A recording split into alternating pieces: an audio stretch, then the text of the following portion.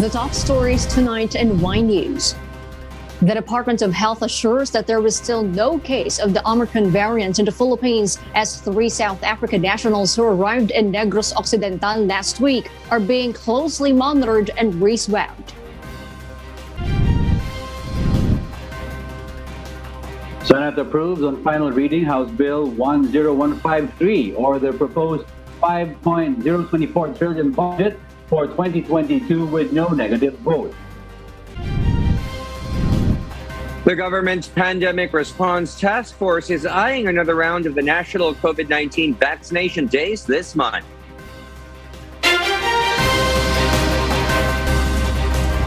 Good evening, Philippines and the world. Today is Wednesday, December 1, 2021. I am Herlene Delgado.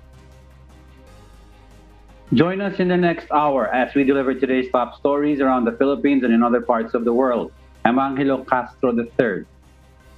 We are also seen in 1,935 satellite monitoring centers nationwide and via live streaming worldwide through the UNTV News and Rescue social media accounts and our website, untvweb.com. I am William Theo. First in the news. In their latest travel advisory, the World Health Organization urges people who are vulnerable to disease to refrain from traveling abroad if they are not fully vaccinated yet. Iya De Vera will tell us why live. Yes, Iya? Harleen, the announcement comes amidst concerns about the new Omicron variant, which originated from South Africa and has now been detected in several other countries. The latest advice from the UN agency covers people who are over 60 and those with conditions like heart disease, cancer, and diabetes. WHO previously advised people in this category against all travel, but are now restating their position that blanket travel bans are not effective in preventing the spread of the variant. According to the travel advisory, blanket travel bans will place a heavy burden on lives and livelihoods and can impact global efforts by discouraging countries to report and share data. Meanwhile, UN Secretary-General Antonio Guterres expressed his deep concern about the isolation of South Africa, stating that the people of Africa cannot be blamed for the low level of vaccinations available. Harleen? Thank you, Iya De Vera, reporting live from New Zealand. The new Omicron variant has not yet been detected in the Philippines. According to the Department of Health, they are still processing the samples from 4 individuals who recently arrived in the country from South Africa. JP Nunez will give us the details live. JP, go ahead. Yes, Jago, good evening. 3 expatriates and a Filipino who recently arrived in Negros Occidental from South Africa are now undergoing 14-day quarantine. The Department of Health reported that specimens were already collected from them to undergo genome sequencing. Governor Eugenio Jose Lacson said the 4 arrived in the country before travelers from African countries were banned in the Philippines starting November 28 to prevent the entry of the new COVID-19 variant Omicron. Despite this, the DOH assures the country remains Omicron variant-free. Travelers from 7 countries in Africa are temporarily prohibited entering the country from November 28 to December 15 under the directive of Interagency Task Force for the Management of Emerging Infectious Diseases. Jago, these areas are on the red list or high risk for COVID-19. These are South Africa, Botswana, Namibia, Zimbabwe, Lesotho, Eswatini, and Mozambique. That is our latest live. Back to you, Jago. Thank you, JP, for that live report from Quezon City. Meanwhile, the Interagency Task Force for the Management of Emerging Infectious Diseases temporarily suspends entry of foreign tourists in the country amid the threat of the Omicron variant. However, the Department of Tourism said there is no need to heighten protocols for domestic travels. Eileen Cerudo will tell us why live. Yes, Eileen, good evening. Go ahead. Good evening, William. The Tourism Department said vaccination and strict adherence that the minimum health and safety protocols are enough to protect local travelers from the virus threat. Tourism Secretary Bernadette Romulo Puyat explains local tourists and tourism workers should be fully vaccinated, and the RT-PCR testing will only be necessary if the traveler is experiencing COVID-19 symptoms. I'm actually very confident about vaccination. As long as you're fully vaccinated and you follow minimum health and safety protocols. At saka, kung wala ka namang symptoms, pero kunyari inuubo-ubo ka naman, Jeff, siguro. hindi na siguro. The department's data, 77% of the country's tourism workers are fully vaccinated. Meanwhile, the national government continues its vaccination drive for more Filipinos to receive the COVID-19 vaccine. The DOT, however, clarifies that the protocol of requiring RT-PCR testing will still depend on the decision of the local government. It also reminds hotel and accommodation establishments to strictly implement the minimum health and safety protocols, such as wearing of masks and physical distancing. Paulit-ulit namin sinasabi, pinapaalala na kahit na fully vaccinated or negative ka sa RT-PCR, you always have to follow the minimum health and safety protocols. Further boost domestic travel in the country while entry of foreign tourists is suspended, the DOT will open tourism circuits. It's an interregional. So may heritage crawl, biking, naging uso ngayon, bike circuits. Basta ang hinahanap ngayon kasi ng new traveler is open air, open space, culture, heritage, gusto nila biking. In fact, with the TPB, nagkaroon nga naman sila ng motorismo. There are already 40 tourism circuits in the country, while 70 more are set to open in the coming months. And that's the latest update, William. Yes, thank you very much, Eileen Cerudo, reporting live. The CEO of drug maker Moderna has warned that existing COVID-19 vaccines are likely to be much less effective against the Omicron variant of the virus than previous variants. Speaking to the Financial Times, Stefan Bancel said the large number of mutations in the variant suggested that the world's COVID-19 vaccines may need to be adjusted to retain their effectiveness against the virus should Omicron become dominant. As more cases of Omicron emerge in Asia, Europe, and North America, the race is on for drug makers to produce vaccines capable of fighting the Omicron variant. Officials with Moderna, Johnson & Johnson, and Pfizer said last week they have started trials of their vaccines against Omicron, although results will likely take weeks. The Philippine Food and Drug Administration explains that new emergency use authorization application is needed for Omicron-specific COVID-19 vaccine. Aiko Miguel will tell us why. Vaccine manufacturers still need to apply for another emergency use authorization to amend their existing EUA. This was after vaccine manufacturers such as Pfizer, BioNTech, and Gamaleya Research Institute are set to develop Omicron-specific COVID-19 vaccines. According to FDA Director General Eric Domingo, any changes on the dosing, specification, or details of a COVID-19 vaccines should be approved through an EUA. Kailangan mag-apply ulit ng bagong EUA. Kasi magiging parang bagong vaccine yan eh. Kailangan assured tayo na good quality yung product. Parang halimbawa yung flu vaccine, di ba? Every year, yung flu vaccine may bagong variant siya na pinoproduce sila. So every year, they have to apply for registration for us. Pero pag ganun kasi, mas mabilis naman na. Dahil kilala naman natin na yung main components ng vaccine. May mga konting pagbabago na lang. The Philippine FDA also said it will take months before vaccine manufacturers and pharma companies produce Omicron-specific COVID-19 vaccines. Kasi kailangan muna nilang alamin talaga yung sequence ng bagong variant, itong Omicron, and then magmamanufacture and then test. So it might take a few months, 2 to 3 months siguro yan. Minimum bago makaproduce ng bagong vaccine to respond better to the new variant. FDA reminds the public that COVID-19 vaccines are still effective against other variants.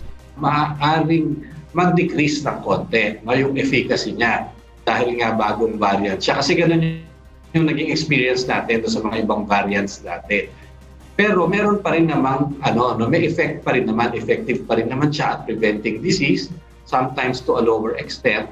At more importantly, important ay effective pa rin siya from preventing yung severe illness tsaka yung pagkamatay from COVID. Meanwhile, the Department of Health and FDA confirmed they already gave a go signal for the administration of booster doses for 18 years old and above. The DOH will just have to issue guidelines including the COVID-19 vaccine brand combination for the booster vaccine rollout for the general population to begin. So simulan na rin natin. Lumabas na yung EUA amendment na mula sa FDA. Nilagdaan na po ni Director General Eric Domingo. Ito pong advisory na ito. Anytime this week. In a message, the FDA said their decision was based on the assessment of experts and recommendations of the U.S. Centers for Disease Control and Prevention. The agency said COVID-19 vaccines of Sinovac, Moderna, Pfizer, AstraZeneca, and Sputnik V are recommended to be used as booster doses for the general population. Aiko Miguel, UNTV News and Rescue. We serve the people, we give glory to God. The new COVID-19 variant OMICRON was detected a few weeks ago in South Africa, and researchers are already sharing information with the World Health Organization. But what do we know and still not know about OMICRON? Nina Armilio reports. On November 26, 2021, the World Health Organization, or WHO, designated the COVID-19 variant 511529 a variant of concern, named OMICRON. The move was upon the advice of WHO's Technical Advisory Group on SARS-CoV-2 Virus Evolution, or TAG-VE. WHO decision was based on the evidence presented to the TAG-VE that Omicron has several mutations that may have an impact on how it behaves. B11529 is named as a variant of concern because it has some concerning properties.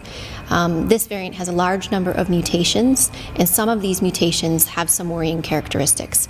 Omicron's transmissibility and the severity of disease it can cause are not yet clear as of today. According to WHO, there is currently no information to suggest that symptoms associated with Omicron are different from those from other variants. Initial reported infections were among university students or younger individuals who tend to have more mild disease. The Global Health Agency reminds that all variants of COVID-19, including the Delta variant that is dominant worldwide, can cause severe disease or death, in particular for those vulnerable people, and thus prevention is always key. The widely used PCR tests continue to detect infection, including infection with Omicron. Studies are ongoing to determine whether there is any impact on other types of tests, including rapid antigen detection tests. Right now, there are many studies that are underway. There's a lot of work that is ongoing in South Africa and in other countries to better characterize the variant itself in terms of transmissibility, in terms of severity, and any impact on our countermeasures like the use of diagnostics, therapeutics, or vaccines. Corticosteroids and IL-6 receptor blockers will still be effective on patients with severe COVID-19, while the effectiveness of other treatments against the Omicron variant will be assessed given the changes to parts of the virus as it mutated. As for effectiveness of vaccines, WHO is working with technical partners to understand the potential impact of Omicron on existing countermeasures, including vaccines. WHO emphasizes that vaccines remain critical to reducing severe disease and death, including against the dominant circulating variant Delta. Current vaccines remain effective against severe disease and death. What's really important as an individual is to lower your exposure. The measures, these proven public health measures, have never been more important. Distancing, wearing of a mask, making sure that it's over your nose and mouth with clean hands, making sure you avoid crowded spaces, be in rooms where there's good ventilation, and when it's your turn, get vaccinated.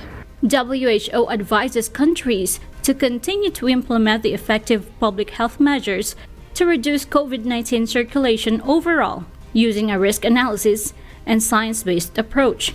Governments should increase some public health and medical capacities to manage an increase in cases. Nina Armilio, UNTV News and Rescue. We serve the people. We give glory to God. The Senate has approved on final reading the bill for the proposed 5 trillion peso national budget. Harleen Delgado reports why. 22 senators voted in favor of House Bill 10153, or the General Appropriations Bill, containing the proposed 2022 national budget. In today's session, Senate Finance Committee Chairperson Sonny Angara read out before the plenary some of the amendments made in the budget. These include the line item for the special risk allowance and benefits of healthcare workers, amounting to over 50 billion pesos. Increases were also made for the COVID-19 human resource for health emergency hiring, operations for national reference laboratories such as the Research Institute for Tropical Medicine or RITM, and the hiring and training of 25,000 contact tracers.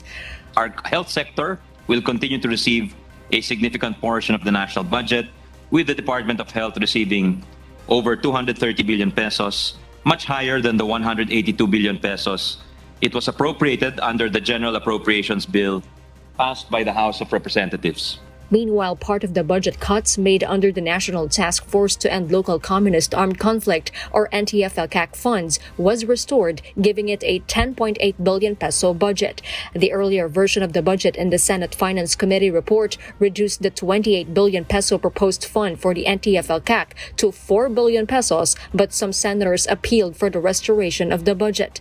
Also included in the social programs are the Social Amelioration Program with 5 billion peso fund, social pension for indigent senior citizens with over 25 billion pesos, assistance to individuals in crisis and situation, and the Integrated Livelihood Program of the Labor Department. Angara adds they included significant funding for free COVID-19 testing for job seekers, noting that many employers are hesitant to accept new job applicants who are unable to show proof that they are negative for COVID-19. The Senate and the House of Representatives will now proceed with the bicameral conference committee to reconcile the conflicting provisions of both versions of the two chambers. The Senate contingent will be led by Angara, with members namely Senators Juan Miguel Mig-Zubiri, Cynthia Villar, Ronald Bato de la Rosa, Pia Cayetano, Sherwin Gatchalian, Christopher Bong Go, Richard Gordon, Risa Hontiveros, Amy Marcos, Joel Villanueva, Grace Poe, and Nancy Binay. The Senate plans to submit the final version of the proposed national budget to President Duterte before December 25. Harleen Delgado, UNTV News and Rescue. We serve the people. We give glory to God. The Philippines' outstanding debt stock rose to a new high as of end October. However, a Philippine economist believes the country will have better fiscal performance despite the rising loans of the government. Rosalie Cons will tell us why. Filipinos should not worry too much about the national government's outstanding debt. RCBC Corporation Chief Economist Michael Ricafort said the government has to borrow money to finance its pandemic response and for the country's economy to recover quickly. Nag-i-invest kasi lalo na sa education, sa healthcare system, sa infrastructure. So, yan, kailangan tayo ng mga mamamayan para mas maging productive yung ating mga tao at ang ating ekonomiya para mas conducive din for business. The recent data of the Bureau of the Treasury showed the national government's outstanding debt rose to a new high of 11.97 trillion pesos in October. This is 0.46% higher from the 11.92 trillion pesos in September and jumped 19.38% from 10.02 trillion pesos in 2020. Debts incurred locally comprise 70.7% or 8.47 trillion pesos of the total borrowings, while the 29.3% or 3.50 trillion pesos was sourced externally. This year, the debt-to-GDP ratio, which reflects our economy's ability to repay its obligations, has been programmed to end 2021 at 59.1%. Economist Ricafort believes as the Philippines gradually reopens its economy, we will have better fiscal performance. Hopefully, habang nagre-reopen yung economy, papunta na tayo back to normalcy, just like what we have seen in many other countries na medyo nauna na sa recovery. Hopefully, mag-i-improve na yung fiscal position or fiscal performance ng ating bansa. Yun, marami nang nakokolekta na revenues or buwis, mas konti yung gastusin ng gobyerno, mas konti yung lockdown. So, mas kukonti na lang yung kailangan hiramin o utangin ng ating gobyerno. Rosa Licoz, UNTV News and Rescue. We serve the people, we give glory to God.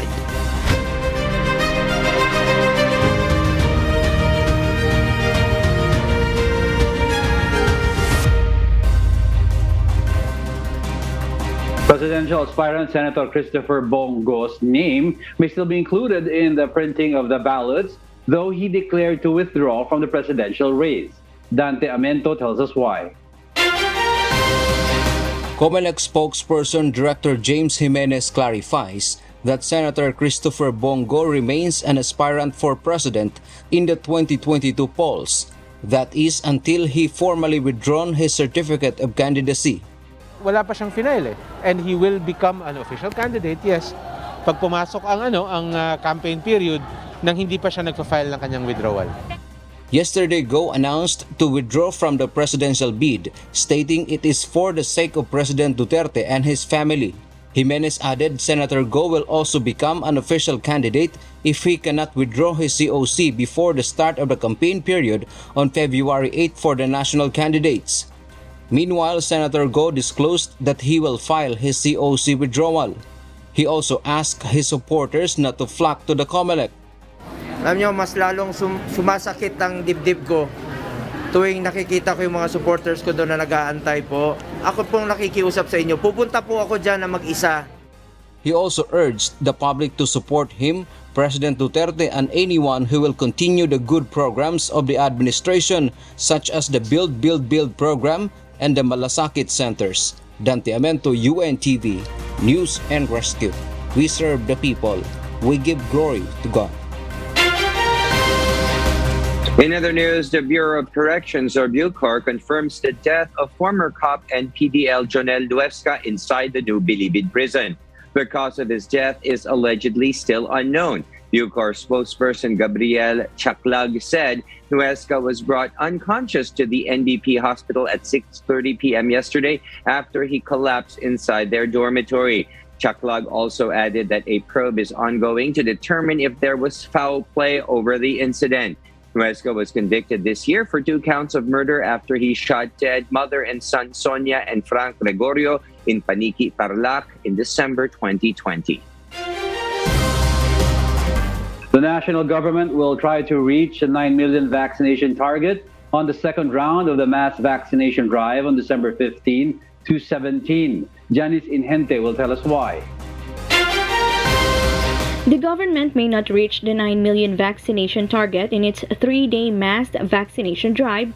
Based on the report of the National Vaccination Operations Center, or NVOC, 2.7 million were vaccinated on the first day, November 29, while 2.2 million individuals received their COVID-19 shot in the second day, bringing a total of 5,353,000 individuals for the first 2 days of the immunization program. According to NVOC Chairperson Undersecretary Mirna Kabutahe, the said number of inoculation is still commendable despite failing to meet the 3 million daily target. We are still hopeful na ma-meet natin yung 9 million targets, but just in case we will be unable to reach it, this is a record already high of our accomplishment. Kasi nga, dati-dati mga 1 million lang tayo, 1.5, ngayon naka 2.7, 2.2. So talagang nakikita na pagtulong-tulong tumataas yung ating accomplishments. Several of the challenges in the second day of vaccination were the low turnout in vaccination hubs even on national holiday. May nagsasabi na nakatulong ang holiday kasi they were able to go to the vaccination sites, pero may mga feedback din na they work because it was double pay, and then there were some problems because they were not accommodated during the vaccination times. May mga bakuna centers na nagsara ng mas maaga. Tomorrow, NVOC is expected to release the final number of vaccinated in the 3 days of mass vaccination. But despite not reaching the 3 million daily target vaccination, the government is eyeing to meet the 9 million target on the second round of mass vaccination drive on December 15 to 17. Yeah, we're looking at December 15, 16, 17. We'll probably keep it at that, at 9 million. So the overall target, ang pinupuntirya po natin ay 54 na milyon Pilipino magkaroon ng kompletong bakuna sa end of this year or December. The government continues to encourage the public to join the vaccination program to reach herd immunity in the country before the year's end. Janice and Hente, UNTV, News and Rescue. We serve the people, we give glory to God.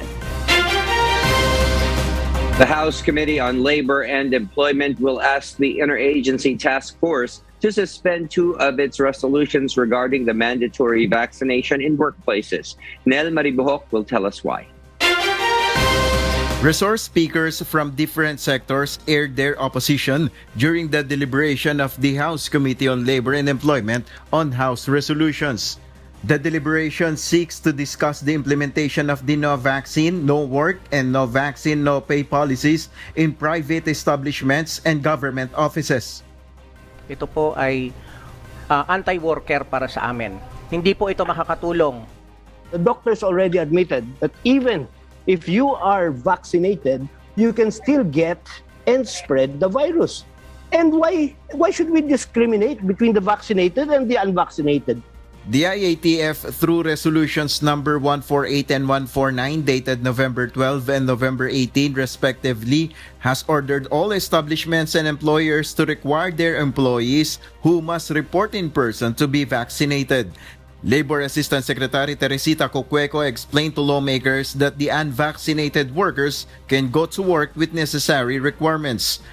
So if you are unvaccinated, pwede naman you can do on-site work but with regular RT-PCR testing for the unvaccinated. And in 149, it mentions that the regularity will be at least once every 2 weeks. House Panel Vice Chairman and TUCP Party List Representative Raymond Mendoza calls for the suspension of the IATF resolutions since it's causing confusion in the labor and employment sector. Number 1, it's illegal. Number 2, if it has to be legalized, then it has to come from us, which is Congress. Because of this, the House Panel Chair Representative Eric Pineda decided to recommend the suspension of the said resolutions. So the Committee on Labor will now write a letter to formally request them to immediately suspend IATF Resolution 148-B and 149. Nel Maribuhok, UNTV News and Rescue. We serve the people, we give glory to God. Department of National Defense Secretary and National Task Force Against COVID-19 Chairman Delfin Lorenzana said he supports the mandatory vaccination of Filipinos. Leia Ilagan reports why. National Task Force Against COVID-19 Chairman and Defense Secretary Delfin Lorenzana called on the nation to unite in containing the virus, especially since it is continuously evolving and mutating. Thus, Lorenzana backs the mandatory vaccination against COVID-19. However, he acknowledged that a law should be passed first before it is implemented. That is why the DND chief said the government can impose restrictions on the unvaccinated. This include preventing them from entering public places unless they have an updated RT-PCR test. Aside from these measures, unvaccinated people can also be prevented from traveling. Lorenzana adds he doesn't know if the president will issue an executive order to mandate Filipinos to get vaccinated, but he said that according to DILG Secretary Eduardo Año, the LGU can make their own ordinances. Lorenzana said this is the best solution for now to help the government reach the goal of vaccinating 70% of its target population. Leia Ilagan, UNTV, News and Rescue. We serve the people, we give glory to God. The Commission on Higher Education pushes limited face-to-face classes. However, CHED warns higher education institutions against any violation of the guidelines for limited face-to-face classes. Asher Kadapan Jr. explains why. Higher education institutions, or HEIs, should be on guard against the threat of Omicron variant of COVID-19. This as the government allows limited face-to-face classes for students fully vaccinated against COVID-19. The Commission on Higher Education, on their part, ensures that the HEIs comply with the corresponding guidelines set by CHED and the Department of Health. These primarily include the adherence in the minimum public health standards, such as the use of face mask, observance of physical distancing, and regular sanitation. CHED will monitor the concerned institutions and conduct weekly reporting of COVID-19 cases. The Commission may order the suspension of the limited face-to-face classes should any of the guidelines be violated by any HEI. The CHED may conduct, of course, random inspection of the HEI. And if the public interest demands, such as national security, public safety, and public health, CHED may order suspension of the conduct of limited face-to-face classes. Based on the resolution issued by the Interagency Task Force for the Management of Emerging Infectious Diseases, limited face-to-face classes may be conducted by higher education institutions in areas under Alert Level 1, 2, and 3. The HEIs just need to conduct a self-assessment based on the CHED-DOH guidelines and submit its notarized checklist to the Commission. CHED, however, explains that they will comply if the IATF will revise its earlier decision in allowing the in-person classes. Kung yung sa tanong, yung sa given the threat of Omicron or OMICRON, as I mentioned, there will be changes in the IATF resolution. We will abide by the same. Asher Kadapan Jr., UNTV News and Rescue. We serve the people, we give glory to God. Meanwhile, the Philippines today logged 500 more cases of COVID-19, pushing the nationwide tally of confirmed infections to 2,833,038. The Department of Health, or DOH, said the latest count brought the country's active cases to 15,327. Meanwhile, total recoveries rose to 2,768,999 after 951 more patients recovered from the disease. COVID-related deaths, however, climbed to 48,712 with 167 new fatalities. All accredited testing laboratories in the country were operational on November 29, but 5 laboratories failed to submit data on time, the DOH noted in its report.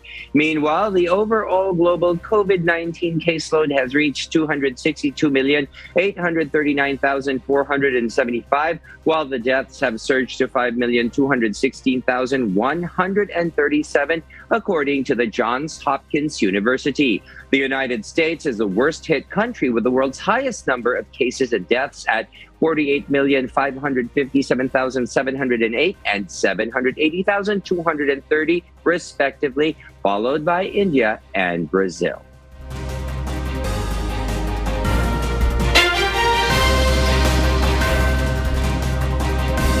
And for the news abroad, Greece becomes the first country within the European Union to impose fines for anti-vaxxers aged 60 years and above. Marva Delfin tells us the details live. Good evening, Marvi. Please go ahead. Good evening, Marielle. Greece's Prime Minister Kyriakos Mitsotakis, in a recent cabinet meeting, announced a hefty penalty of €100, or roughly $114 for the elderly if they continue to refuse to receive the now mandatory COVID-19 vaccines. Identified as a vulnerable age group, Mitsotakis aims to protect his fellow citizens by first targeting those aged 60 and above. 63% of the country's population is now fully vaccinated, but more than 520,000 people over 60 years of age are yet to be vaccinated. The elderly will be given until January 16 to make an appointment for their first jab. After that, those who fail to meet the deadline will be fined a recurring €100 every month. Greece's opposition party Syriza has since opposed the measure, saying it is financially excessive since €100 is considered a large amount of money out of the €730 pensioners regularly receive. Mitsotakis expressed that the decision was indeed difficult but necessary, calling it the price to pay for health, to keep the most vulnerable safe. The money is then dedicated towards the Greek health system as it continues to struggle with an increasing burden of new and recurrent COVID-19 infections. Greece continues to record high numbers of cases and deaths. For now, the measure is pending a parliamentary vote, but the Prime Minister, including lawmakers, expect its approval. Marielle? Marvi, what are the current COVID-19 statistics in Greece? Marielle, currently Greece has recorded more than 930,000 infected cases and about 7,700 new cases in the last 24 hours. Furthermore, around 18,000 related deaths has been recorded since the start of the pandemic in 2020. At the same time, with the new Omicron variant, Greece will have to prepare for what is to come. Back to you, Marielle. Thank you, Marva Delfin, for that live report. Barbados celebrates the inauguration of the island's first president as it faces a new beginning of a republic nation. Megan Dog will tell us why live. Yes, Maeve, please go ahead. Marielle, after almost 400 years of British colonial influence, Barbados parts way with the Queen as it ends British ties as of today, December 1st. It is exactly 55 years when Barbados has been granted its independence from the UK and inaugurates President-elect Dame Sandra Mason, replacing Queen Elizabeth II as the head of state. We are a community of Barbadians, but we must now collectively ensure that our new republic is truly exemplified by creativity and innovation in a place where pride, industry, discipline, and productivity are conjoined. In the colorful and festive musical celebration, members of the House of Assembly were asked to take oath of allegiance to Barbados as part of the ceremony. Barbados's a cappella boy band G Syndicate was also invited to take part in the momentous event, including Rihanna, who's been awarded by the President as Barbados's national hero, giving her the title The Right Excellent. And then for using her resources and influence to promote equality, tolerance, diversity, respect, and responsibility, all in her Bajan beautiful accent and shining bright like a diamond. Robin Rihanna Fenty, National Hero of Barbados.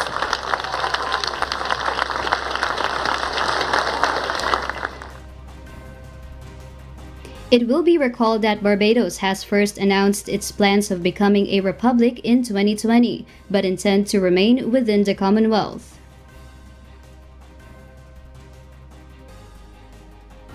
It is with a lot of emotion that I come to this podium this morning to speak with you, to share with you, because we too are conscious, all of us, that we are in a process of transition, that the journey has started and continues at a new level. 396 years of a system of government is not 2 years. And it is with that in mind that I am conscious that we have a responsibility as of December 1st. Prime Minister Motley expressed her gratitude to Prince Charles for taking the time to join the Barbadians in celebration of the new freedom. Back to you, Marielle. Thank you, Maven Dog, reporting live.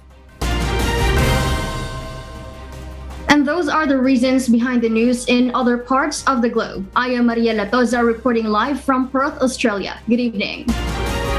And before we close, we will leave you with a word, giving glory to God. From the book of Proverbs, chapter 1, verse 23, it says, "Turn you at my reproof.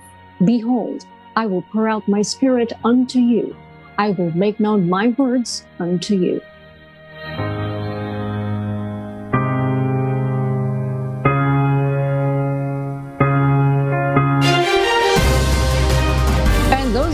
reasons behind the news, December 1, 2021. I am Herlene Delgado. Reasons we deliver to you as they unfold. I'm Angelo Castro III. And because we need to know, we will always ask why. I am William Theo. We serve the people. We give glory to God. Alam nyo, mas lalong sumasakit ang dibdib ko tuwing nakikita ko yung mga supporters ko doon na nag-aantay po. Ako pong nakikiusap sa inyo. Pupunta po ako dyan na mag-isa. We are still hopeful na ma-meet natin yung 9 million targets, but just in case we will be unable to reach it, this is a record already high of our accomplishment. Wala pa, tinitingnan pa yan. Inatasan lamang na kunan sila ng specimen, nose and throat specimen for RT-PCR testing.